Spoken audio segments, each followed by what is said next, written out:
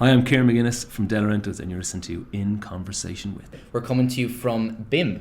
BIMM, we are a brand new location. Another new location. The top floor, I would say. Yeah, I'm really liking the view here. Yeah, our guests can probably confirm or deny that. And Thanks for telling me the desk. I know. And our guest today is Kieran McGuinness of Delerentos. Hi, how's it going? Thanks for joining us, Kieran. I generally start by saying what was the initial thought when I approached you, but my first question is, how do you know my Uncle Jason?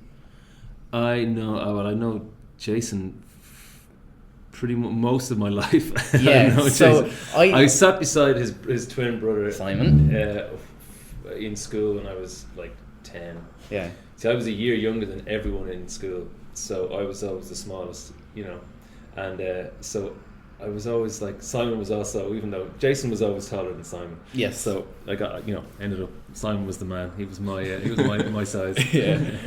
Because I was thinking, because I texted my uncle, who, thanks to him for setting up the interview, by the way, I should mention. It's like, is there any little tidbits you can give to me about Kieran? And he gave me a couple of things, but he also said, I've known him 35 years. And I was like, hang on, you're only 39, so you must know him since you're a little one. Because I never asked, but I assumed like you might have worked together at some point or anything like that. No, just same class in school. Yeah, and you said that you've met my dad a couple of times as well, so he's a keen listener of the podcast as well, so I'm sure you'll be happy. Very to nice. Get one of our devoted listeners. But so I'll ask the question. So it wasn't actually me who initially approached you to be on the podcast, it was Jason. So what did you think when Jason asked you? Oh no, not another one. No, it's actually funny because we have a kind of a rule that you give everything consideration. It doesn't matter who it is asking, because a really weird thing happened this week. It was 10 years since we announced a breakup, February 17th, 2009, and it was mad when it happened, and it didn't last very long or whatever. But it's 10 years since that, so we forgot about it, and because we're thinking about the next album, thinking about the next thing. But a website did a piece on it, and they got loads of people in to talk about, to come in and talk about when that happened and all the rest. And one of the people on it, Paddy McKenna, was a guy in college who asked us to go on his online radio show, and we said yes, and we did it. And he said he always remembers that we did that. And there's a guy called Owen McDermott. He was on a little show in the afternoon, on Saturday afternoon on TG4, and asked us to go on that. And we went on that, and then if someone asks you, just say yes to people. Try and make things like that work. Try and make things like this work, because you'll be the guys. Well, it might not be you, but there will be people like you who you say yes to, who end up being the guys who are on, national radio in 5-10 years or whatever. Because everyone starts at this kind of level. So we started at that level. It's a similar theme, all right. We found in our interviews today that we went to Ian Dempsey, Dave Fanning, and they said they wanted to give back. If they can, they wanted to give back. They want to help, I suppose, form the next generation of media. And also they said that, or I think it was Ian Dempsey said, we could be his boss one day. Well, no, but that's the truth, so, but people think, we could never get an interview, we can never, but people who do interviews remember being the people that send the emails and ringing the phones and whatever else. I remember sending emails to Ian Dempsey, and then I ended up working on a show, and then I ended up being on a show, and then whatever, that kind of full circle. Yeah, I ended up being on one of his ads, that kind of way, all that weird exactly, stuff, So you did you do a sting for this AFM song? I think. Oh yeah, loads of stuff like that. Yeah. But I remember one from listening in one time. Oh, look, it's there's been a lot over the last 10 years. Yeah. So we'll take you straight back to the start. So how did the band come together? I was in college, and I saw an ad on Buy and Sell, and where all good things start, all the greatest bands of their generation. Looking for a singer. I had been playing with a Tin Lizzy cover band, and it wasn't going very well, and I had my own, laments that I wanted to play, and I joined up with Ross, and then we went in Portrane, and then we started playing together, and that was kind of it. And then Neil was Ross's neighbour, and Neil came along to practice one day and started talking about the Pixies and Sonic Youth, and I was like, this guy's amazing, if only he could play bass. And then he was like, I do play bass. So then the bassist that we had just, you know, we didn't text them as much anymore. And We've been trying to do that to Gav for ages.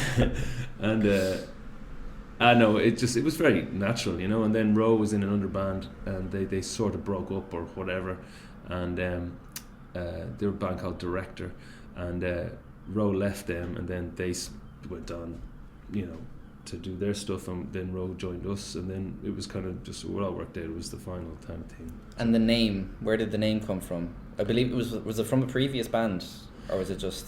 Yeah, well, I mean, it's straightforward enough. It's just we were looking for a unique name, like a name that wasn't something else, so we kind of put a couple of words together to make Delerentos. Very simple. And then what happened was, when Ro joined, we were doing a cover gig, and so they booked us under the name Delerentos, which was the name we had before, and then it just ended up, we were supposed to change the name, and then it just didn't happen. So like we just had this older anyway. So we're in a similar situation at the moment. Our name, and we'll be the first ones to admit it, is horrifically generic when it comes to an interview podcast. It's called In Conversation With, and it was a working title, like when we started off, and it just kind of, and it stuck because we just never, we're not very creative. Yeah, we honestly, we poured over getting a new name for hours, and we couldn't come up with anything. We just that is such a crock. Yeah. We couldn't come up with anything. There's no other combination of words in the world.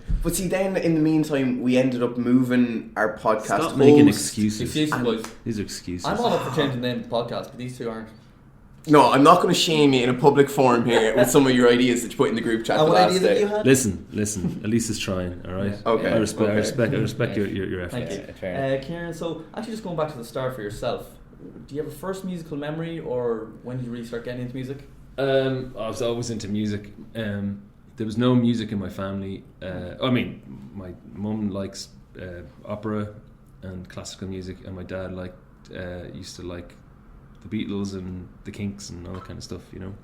But so I was just always into it. I got the first CD we got that wasn't a classical CD, was a free CD, and it was a Pepsi thing, you know. It was like the top hits of '94 or whatever it was, you know, and it was all, I just listened to it non-stop, and then I started buying Now albums, and then I started recording myself being a DJ, and then being the band, and then being the DJ again, and it was just always that was something was going to happen. But when I was in 6th class, there was guitar lessons. Mr. Gray, Jason will remember this, there was guitar lessons, and Mr. Gray was doing them after school, and then I was like, I want to do guitar, you know, when I was 11, and so then the feedback was, well, if you haven't started learning guitar by 11, there's no point.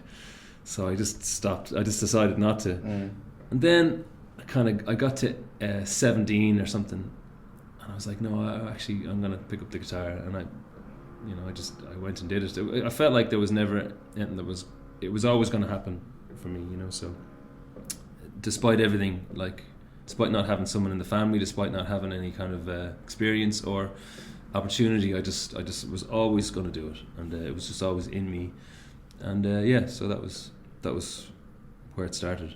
And can you recall for us your first gig? First gig? No, not the one, you know, in the sitting room in front of your parents. And first paid gig, let's say. Well, I remember first gig. It was when I was 14, and was it 14? I think it was 14, and I begged my mum to let me go to the local pub where they had a karaoke on, and I sang Everything I Do It For You or something like that. Bryan Adams, yeah, Bryan Adams, and it was all adults singing songs, and then there was me and my mum belting out a love tune, and everyone was for the whole thing, which is good, because it's kind of following my whole career, people going So when did it start to take off? When did you think that Delorentos, we can make it with this? It was very simple.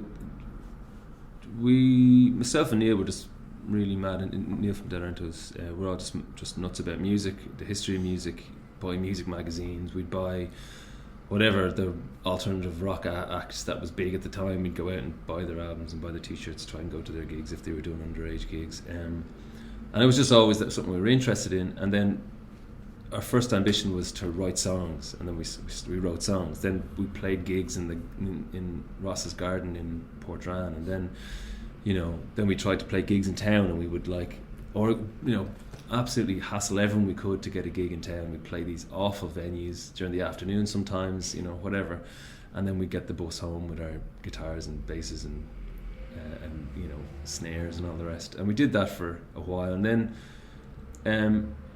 the next ambition was to do our own headline. Then the next so it was always just kind of simple like that. So we played every toilet twice. We did pay to play gigs, which are awful. And then we did a student battle of the bands in UCD.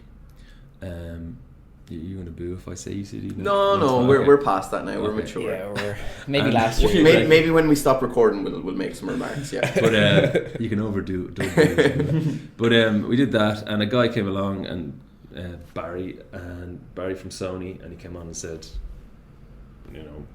holy crap, I think these are great, and it was really effusive, and we were like, oh really, okay.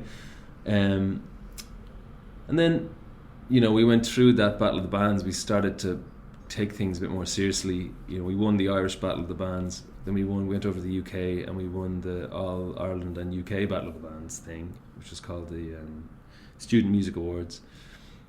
And some mad stuff happened with that. We got offered a lot of stuff. We got offered to record Abbey Road. We got there used to be a TV show called CD UK, and offers to go on that and get a video that would be made on that, and things started to come together. Then labels started to come and watch us. It all kind of happened quite quickly, And what kind of time period are we talking about here? 2006, around then, 2005, 2006. So we got money from Sony. We recorded an EP, put it out, got a great reaction. We started to sell out venues like Whelan's and stuff, which was an absolute dream for us. And one thing that we always wanted to do was play this festival called Oxygen. Of course, very popular at the time. Before our maybe not. No, I went 2008. I'm a bit older than the lads. Yeah. I went 2008. It was Coldplay, Christy Moore. Yeah. So we played Oxygen, and it was just mad, because at the time that was the summit of our ambitions, But then people, labels and stuff kept coming, and we'd get recording time, and we kind of started to put together an album of the songs that we were recording, and then suddenly we had an album, and suddenly we had all this interest, and it just all kind of happened to get, it just, it was always very DIY, it was always very us, just with determination and kind of pushing ourselves, and just really trying to, with the determination of the four of us, make things happen, and not waiting around, just, very naively at times, just going for it. And then we got a manager, which is an A&R man from Sony, decided to be our manager, which was amazing. So then suddenly we were going over to the UK every week, playing gigs, playing showcases in Nottingham, places I'd never been before, and Manchester and London obviously, and that was it then. And then suddenly we released the first album. It was crazy then for a while, the amount of attention we got nominated for the Choice. It's funny now seeing bands like The Academic and stuff like that, that was where we were, and the Arctic Monkeys then were the biggest thing in the world at the time, and they played 2 gigs in Ireland, and we supported both of them. One of our favourite bands around that time was a band called The Future Heads, and then when they came to Ireland, we supported them. Myself and my friends outside of the band, favourite band was Idlewild. When they came to Dublin, we supported them. So how does that feel to get the phone call to say? That's just amazing, But we just thought, we could do, nothing could go wrong. It was just it wasn't going to stop. It was only it was just insane. For a while, it was just insane. Then we got this offer of this enormous record deal, and so we're flown around the place for that. They were one of the lads had a birthday, and they sent this huge bouquet of flowers for him and all, and we were being courted by these labels, and so we got signed to this deal, and they were like, look lads, you need to get your passport sorted, because you're going to be travelling south, your schedule is this, that and the other, and Southeast Asia, Australia and Southeast Asia is all of next summer. I remember it was one of the, we were just like, this is insane, and And then the recession happened in 2008, 2009. The deal fell apart. We had been holding off, writing and releasing our second album because we were getting ready to re-release our first album and do this huge world tour, and I don't know, get one of those massive rooms that you fill with coins and diving board, that kind of thing. And so then it all kind of as I say, it all kind of the shit hit the fan a certain amount, because our label collapsed, our distributor collapsed because we've been all DIY. Our manager, I think he got very disillusioned. Very nice guy, but I think the industry was changing, and I don't think he was as into it as he was anymore. So he kind of went part-time managing us, which was just mad. It was just a mad time for us, And then the pressure of the whole thing hit us because we worked very, very hard. We were very hard on each other. We would have huge practices where we were playing to metronomes, getting incredibly tight, doing 5 days a week, often for almost no money. And then this happened, and we all just had such a kick in the nuts that we all just it just knocked us aside for a while, But then, so as I say, there was the brief split then. Then the brief split happened, and we got back together recording the second album and what we had written for the second album, and we said, actually, we love doing this, and we decided to never again put as much pressure on ourselves. We had all these rules. We would never do corporate gigs. We would never take money from sponsors or ads or any of that kind of stuff, and all these kind of rules. And looking back now, do you think they were a bit unrealistic? We had this huge fight because Puma, other sportswear brands are available. Puma came in and like, do you want? Because you'd seed, so you go to bands and you just give them a load of clothes, so they wear. You don't pay for them, They came along and they're like, do you want all these jumpers? Do you want all these, tracksuits, whatever? Do you want all these runners? And we were like, we will not take those. And then we had a big fight. We were like internally about it. They're like, let's just take some runners. No, we're not. We are not taking runners. And then anyway, all that kind of stuff. And after that, then we relaxed. We started doing corporate gigs. You do a couple. Maybe the audiences are, dudes in suits or whatever. But you get to pay your rent. You get to pay, for running a car, all that kind of stuff.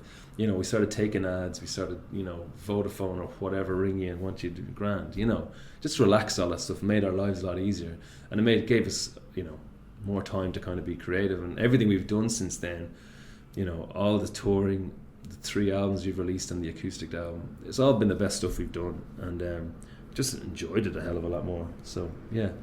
Just on the ads and stuff like that, one song that I actually never realised it was yours until this interview was booked and I started listening more to your music was Petardu.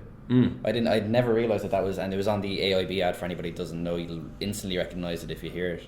But yeah, that was just one thing. But Petardu is actually a song that I wanted to bring up to you because it has a bit of a special meaning for you in particular, doesn't it? Well, yeah.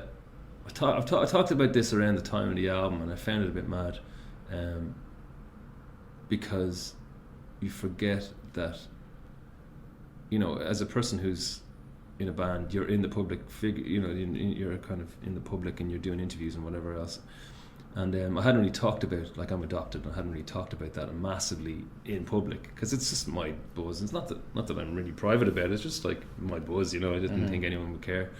And then, so that song is just basically about around that time I was starting to look for my birth parents or birth mother or whatever, see if I could figure that stuff out. And a lot of songs like Petardu are sort of therapy. You kind of work through the process and the emotion and see where it gets you.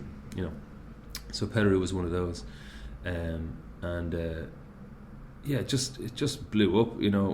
One of the things that we said after the breakup was we're going to be more honest. We were going to treat everything as a kind of a bonus and whatever. And so I started to write songs that I hadn't ever kind of, the level of kind of how deeply I went into my personal life or how much I shared or whatever just became more, I guess. And that was one of the first ones because I never ever wanted to write one song about being adopted ever, and that was it took 2 years to write it. And then it was mad because we won the Choice Music Prize, and then people came to us looking for a single, and we kind of released a couple of the singles off Little Sparks already. So then we were never going to release it. We were like, what about Petardu? So we released it as a single. It ended up being one of our most played songs on radio. Tony Fenton heard the story about it and what it was about and all the rest, and kind of took it on and you know, played it like off the radio. It was just crazy. For a summer, this really unlikely hit, you know, for us. And then of course then the, you know, an ad came along. It was an ad for a bank. We were kind of going, not for a bank, Jesus, you know. You know, but and it's such a personal song. And then, but then they loved it and they wanted it, and you know, fits the ad quite well. Fitted the ad, and then like it was good because the ad was a kind of really creative one. It was the first ad shot entirely on an iPhone, and you know, it was people trying to. It was kind of trying to be a new look at the way they did things or whatever. So that was kind of attractive. And yeah, then the ad went on. Then the ad was being shown for 3 or 4 years, which is just mad, like to have. And then more people want to talk about, you know, the adoption side of things. And you know, I was born in a mother and baby home in Besborough House in Cork, and then all this stuff started to come out, the mother and baby home, and then all of a sudden I'm on radio talking about it. I'm, you know, they changed some of the rules to do with adoptions recently. 8 months ago. Yeah, and then I'm on the radio talking about adoption again. You know, I did a takeover of the Ireland Twitter account. Oh yeah. Yeah, I was one of the, when I was asking Jay for some tidbits, he did say that you'd done the week on the Ireland Twitter account. Yeah, and so then one of the things that, you know, when they came to me, they said, "What would you like to talk about?" And you know, that was an interesting topic. So that was one of the things I talked about, and I kind of did a threaded tweet about it, and you know, the reaction of that was huge. And then suddenly it's people ringing me and wanting me to go on radio and stuff, except this time I just didn't feel, you know, I just kind of felt like I'd said it all already, you know. And I talked to one of the lads about it, and I said, like, I don't know about this, you know. I don't need to, like, he was saying, like, look, it's amazing promotion for the band and all, but it's, you know, it's you going through it all again, you know. And that's your own personal story, and I suppose yeah. And since then I've kind of, you know, I've met my mother, and she's a real person now that I know, and I have step siblings and all that kind of stuff, and suddenly it's like these are real people, so I don't feel as comfortable. It's their story as well as your own. Yeah, I think that there is interesting stuff about it, you know. And then, like, when the abortion referendum came around again, we were very strongly sort of, you know, pro-choice. And then there was, you know, some stuff online that came back about Petardu and how, you know, how dare you support adoption. And I was kind of saying, I'm not, I'm just saying the choice, people should have the choice. I'm not saying, you know. So anyway, that came back again, and that was just a bit mad. So yeah, I mean, the song has opened a lot of doors for us. It's amazing, you know, like songs like that, like Home Again as well, is a song, a very personal song as well. So it seems like a lot of the songs that have connected the most have been the ones that you really kind of lay it out there and you go deep into yourself, and you know. And that must be very rewarding. Like you said, you worked on Petardu for a long time for it to garner that much attention. And it took on its own life, really. Yeah, it took on its own life, and every now and again someone will, you know, put up a tweet and tag us in it, and it'll almost be nothing to do with us. To be like, listen to this amazing song about adoption or whatever, you know, and then other people will be talking about it online, and you know, I don't try not to search ourselves on Twitter or search ourselves on Facebook or whatever, but like, you see these conversations going on, and it's just like the song is out in the world, and other people have their connection to it, and other people are sharing it with other people, and it's mad as well. And as well, like, we've always had this thing with Spain. You know, our third single was, you know, called Basis of Everything, and the cover was this cool art installation in Barcelona. And when we released Petardu, it's a portmanteau of two words, Petardu and Petarda. If I get this right, Petardu is a kind of a loose woman, a woman of loose morals. I'm using bunny ears. And a petarda is a little banger firework, like a little black hat. Okay. And so I saw the word petar, it must have been petarda, spray painted on our first trip to Spain on the wall. I just thought it was a cool word, and I wrote it down in my book. in my lyrics book, and then I came back to it when I looked up what it meant, but I couldn't figure out if the graffiti had said, I thought it said Petardu. I couldn't figure out if it was Petarda or Petardo, and then I realised that the conjunction in the words, that it connected with my situation in that she was, you know, seen as being a loose woman or whatever, but also, you know, then I was the little firecracker that came from the situation, you know, so I thought it was really cool put together. So now when you go up to Spain, everyone wants to talk about that as well, you know, and then they want to talk about, oh, you used to use, you know, Barcelona footage, you know, so it kind of fed back then into the whole thing as well. So when we talked to Sebby Rex, they said that you have, as musical artists, you have to be your own harshest critic. Now, with that in mind, do you have a song of yours that you've written that you hate? Because the boys, it's been fairness, when we asked them, they were able to, and it was one of their most commercially successful songs, Men Are Trash, and they say, I hate it. Like Matt said, when he looked back at it now, it took so long to write and it was so complicated that it just looks like Matt's now, and I don't like performing it. Do you have that with any song, or are you just going to say that all of them are good? No, I mean, every song that we've written, I listen. I find it hard not to want to go back and tweak. You know, every single song, and we've got we've got piles of songs that we've never done anything with, that other people I think would like, but we're too critical of. But I don't know. There's loads of stuff. I mean, like, God, I could be here all day talking about it. Like, one of the biggest songs we have is a song called Secret, and it's Ryan Tubridy's intro music. It is Ryan Tubridy's intro music.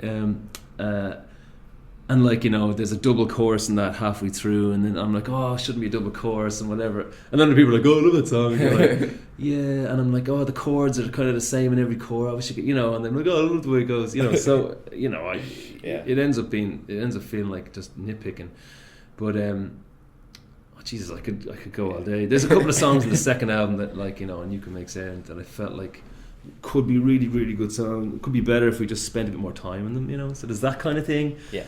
But generally, I'm happy enough, because in the band there's 4 people who are songwriters. So if Ro is singing the song, he's generally written the start of it at least, or, you know, the majority of the lyrics or whatever.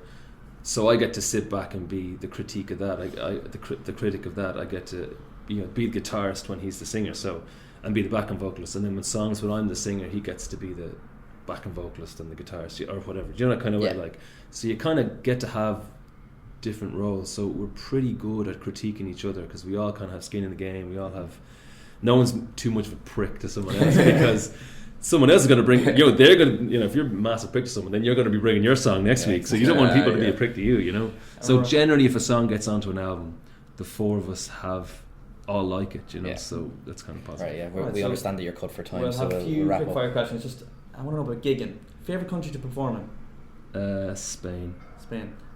Favorite gig? Ireland, of course. Yeah, Ireland, of course. Favorite gig? Yeah. Played a gig in Murcia a couple of years ago called the SOS 4.8 Festival, and it was the halftime. No, that's a different one. Oh, sorry. That was when Careful. See, it's basically the song. Well, it's actually the same ad, but the theme music for the festival was a song called Care For, which is on Little Sparks, and we played in between. Before the Flaming Lips and after Mogwai, we played to 50,000 people, and when we played Care For, every single person ran to the stage. Like, it was the biggest crowd we've ever played to, and the most people singing a song of ours. It was just insane, just this like absolutely supernatural feeling. Like, it was incredible, and it was amazing. We all wrecked afterwards, like, you know, couldn't believe it. And our tour manager was crying. It was insane. We walked off stage and we just hugging each other or whatever. The next day, then our YouTube or whatever, Google mentions or whatever the hell, just went absolutely crazy, because everyone had been videoing themselves singing. Yeah. So there was like hundreds of these videos of people singing the song, you know, like from all different perspectives in the crowd and everything. Like, watching it, just like our minds blown. Like, you know, it was amazing. Right. So I guess we'll finish off this question. Any goals for Delerentos in the future? Do you set goals as a band, or do you just? We did to a point, and then we ended up sort of, I wouldn't say getting the goals, but then the goals become sort of insane then, you know, after a while, because I always wanted to release an album. We did that. We never thought we'd get to 5. We were so proud of ourselves that we did, like. And True Surrender, I mean, our new album, I think it's our best, one of the ones I'm most proud of. So to do that has been amazing. our lives are different now, you know, like we're all sort of adults and Sort kids of and- adults. well, sort of, as much as you can be, being a full-time musician.